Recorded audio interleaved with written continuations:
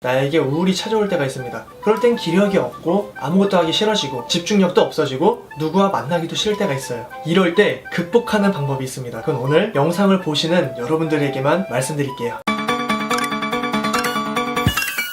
안녕하세요. 오늘은 여러분들과 함께 어떻게 인생을 살 것인가 제4강 감정을 다스리는 법을 배워라에 대한 내용을 함께 이야기하도록 하겠습니다. 먼저 이야기에 들어가기 앞서 한번 이런 경험들 해보시지 않으셨나요? 감정이 좋지 않은 상태로 회의를 진행하다가 분위기를 흐렸던 적, 직장 동료와 그리고 친구들과 잘 이야기하다가 한번 감정 표현을 서툴게 해서 의의를 상하게 했던 적, 그리고 이성 친구와 잘 지내다가 한번 내 실수로 상처를 준 적 한 번쯤 경험해 보시지 않으셨나요? 지금 제가 말한 것들은 제가 한 번씩 다 경험했던 이야기들이에요. 정말 감정이라는 것은 한순간의 실수로 모든 것을 날려보낼 수 있는 굉장히 무서운 것 같습니다. 그럼 오늘은 한번 감정이라는 키워드를 가지고 여러분들과 함께 이야기하도록 하겠습니다. 분명 여러분이 다 알고 있는 내용이에요. 그래도 아는 것도 다시 들으면 새롭게 들린다는 말이 있어요. 그리고 그걸 내 것으로 받아들이면 내 것이 됩니다. 끝까지 시청해주세요. 우선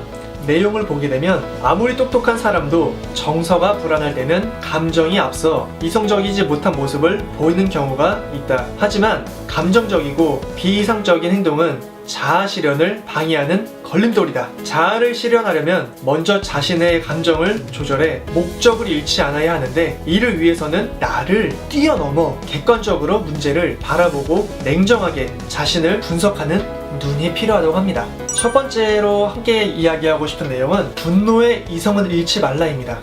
우리가 이런 말이 있잖아요. 다 된 밥에 재 떨어뜨리지 말라는 말이 있습니다. 우리가 성을 쌓기는 굉장히 오랜 시간이 걸리지만 그 성을 무너뜨리기까지는 굉장히 빠르게 무너뜨릴 수 있어요. 여러분과 함께 나누고 싶은 인물은 나폴레옹에 대한 이야기를 함께 나누고 싶습니다. 나폴레옹은 여러분께서 잘 아시다시피 전쟁의 신이라고 할 수 있는 인물이에요. 그런 그도 감정을 조절 못해서 결국은 본인이 이룬 업적을 다른 사람에게 빼앗긴 상황을 맞이했습니다. 내용을 같이 보실게요. 전장에서 불패의 신화를 써내려간 명장 나폴레옹은 다혈질의 성격으로 유명한 만큼 쉽게 화를 냈다고 한다. 그런 나폴레옹은 어느 날 외무 대신 탈레랑이 외적과 결탁하여 반란을 꾀한다는 소식을 들었다. 이후 탈레랑을 마주한 나폴레옹은 끓어오르는 화를 주체하지 못했다고 합니다. 당시 탈레랑은 확실히 반란을 도모하고 있었다고 하는데요. 하지만 나폴레옹의 화를 돋궈 지도자로서의 권위를 잃게 만들 요란이었기에 그는 그저 의욕의 눈빛으로 나폴레옹을 바라볼 뿐 어떠한 반응도 하지 않았다고 합니다. 그때 어느 한 자리가 소집이 되었어요. 이때 나폴레옹이 탈레랑에게 내가 나를 배반해? 이 배은망덕한 녀석 같으니라고. 내가 없으면 너는 아무것도 아니다. 그저 개똥에 불과하다고. 다시는 너를 보고 싶지 않다 라고 말하고 나폴레옹은 자리를 떴다고 합니다. 이때 탈레랑은 이렇게 말을 했어요. 위대하신 황제께서 오늘은 왜 저러실까요? 어째서 제게 이처럼 화를 내시는지 저는 죄송할 만한 일을 하지 않았는데 말입니다. 이 계기를 통해서 나폴레옹의 명성은 추락을 하고 탈레랑은 통치권을 잡게 되었다는 겁니다. 여러분들께서 나폴레옹이면 어떠한 심정일까요? 모든 걸 잃어버린 심정이겠죠. 그리고 지금까지 이룬 업적들에 대해서 굉장히 분노와 화가 끊이질 않을 것 같습니다. 이 주제에서 준 교훈은 이런 것 같아요. 아무리 화가 나는 상황이더라도 감정의 끈을 놓아선 안 된다는 말입니다. 그리고 상대가 나에게 어떠한 감정인지 알고 있더라도 그거를 표출시켜서는 안 된다는 말인 것 같아요. 왜냐면 내 모습을 상대방에게 먼저 비출 때는 이 상황에서는 내가 그 상대방에게 졌다는 걸 의미하기도 합니다. 사람은 감정으로 좌지우지 되는 경우가 많잖아요. 그리고 이런 말이 있습니다. 상대방에게 절대 내 패를 보여주지 말라는 말이 있어요. 그리고 우리가 두 번째로 나눌 이야기는요, 우울한 기운의 전파자가 되지 말자는 이야기예요.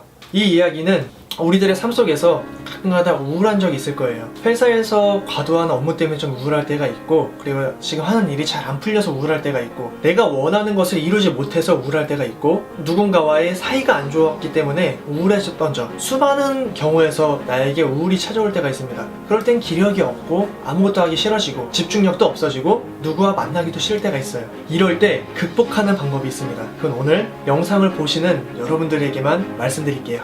총 3가지 방법이 있는데요. 첫 번째는 하던 일은 잠시 멈추고 1분 정도 침묵 상태로 있으면 좋습니다. 기분이 나쁘고 우울하고 짜증이 내 속 안에서 치밀어 오를 때는 누군가 내 감정을 홀끝만큼만 건드려도 짜증이 나고 화가 나잖아요. 그러지 않으려면 아무것도 하지 말고 1분 동안 조용한 노래를 틀고, 클래식도 좋고요, 각자 좋아하는 노래가 있으실 거예요. 그리고 조용하게 묵상을 한번 해보세요. 그러면은 그 여기 있는 화가 조금씩 가라앉는 걸 느낄 수 있습니다. 두 번째는 주의력을 분산시키는 겁니다. 내가 한번 기분 언짢은 일이 있으면 그 감정에 인해서 막 생각날 때가 많습니다. 하지만 그럴 때는 나만의 취미를 하는 거죠. TV를 본다든지 컴퓨터 게임을 하든지 책을 읽든지를 통해서 내가 즐기고 잊어버릴 수 있는 무언가를 하라는 겁니다. 세 번째는 합리적으로 나쁜 감정을 발산해라입니다. 이게 무슨 말이냐면, 제가 하는 방법을 같이 공유를 하면요, 저는 이제 뜀걸음을 좋아합니다. 조깅이라고도 하죠. 이제 혼자서 조깅하다가 그리고 산에 올라서 내 마음에 있는 모든 근심과 걱정을 날려버린다는 의미에서 이렇게 크게, 엄청 크게 소리를 지릅니다. 그럼 여기 있는 화나 감정 요소들이 밖으로 표출되는 것을 느낄 수가 있어요. 한번 여러분께서 이 방법을 한번 사용하시면은 조금이라도 내 감정을 좀 누그러뜨릴 수 있는 것을 느낄 수 있을 겁니다. 그리고 마지막으로 긍정의 마인드를 가져라입니다. 우리가 살다 보면은 기쁜 일도 많지만 슬픈 일, 짜증나는 일도 정말 많아요. 그럴 때 기분이, 감정이 안 좋아졌을 때 더 생각이 안 좋은 쪽으로 빠져들게 되고, 그리고 오히려 그날 모든 삶이 잘 안 풀리는 걸 느낄 수 있습니다. 반대로 기분이 안 좋더라도 항상 긍정적인 말로, 긍정적인 생각으로 내 자신을 통제해보면 안 좋았던 감정을 조금씩 추스러들면서 다시 기분 전환을 할 수 있다는 것을 느낄 수 있어요. 제가 정말 짜증나거나 안 좋은 일이 있을 때 되새기는 방법이 있습니다. 이번 일로 인해서 내가 어떤 교훈을 깨달을 수 있을까 먼저 생각을 하고요. 그리고 이 일을 해결하기 위해서 나는 무엇을 해야 될까 한번 적어봅니다. 그 다음에 잘된 나의 모습을 상상을 해요. 그러면 조금씩 이 감정의 소비가 밖으로 다시 분산되는 것을 느낄 수 있습니다. 그러면서 다시 마음이 긍정적이게 돼요. 그러면 감정을 다시 잡을 수 있다는 것을 말하고 싶습니다. 오늘 여러분과 감정을 다스리는 법을 배워라에 대해서 말을 해봤는데요. 내용을 한번 정리해 볼게요. 우선 첫 번째, 내 감정을 주체하지 못하면은 공든 탑은 한 번에 무너질 수가 있습니다. 그리고 내가 안 좋은 감정이 있으면은 남들에게 발산하면은 오히려 그게 더 큰 안 좋은 영향을 내가 받을 수 있다는 겁니다. 그리고 항상 이렇게 안 좋고 불안한 요소가 나한테 몰려올 땐 긍정적으로 생각하시면 100% 해결될 수는 없지만 조금씩 안 좋은 요소들이 조금씩 사라지는 것을 느낄 수 있습니다. 그럼 우리가 말로만 들어서는 안 되잖아요. 한번 실전에서, 현실에서 지금부터 실천해보는 건 어떨까요? 그러면은 오늘 내용이 조금이라도 도움이 되셨으면 좋아요와 구독 부탁드리겠습니다. 감사합니다.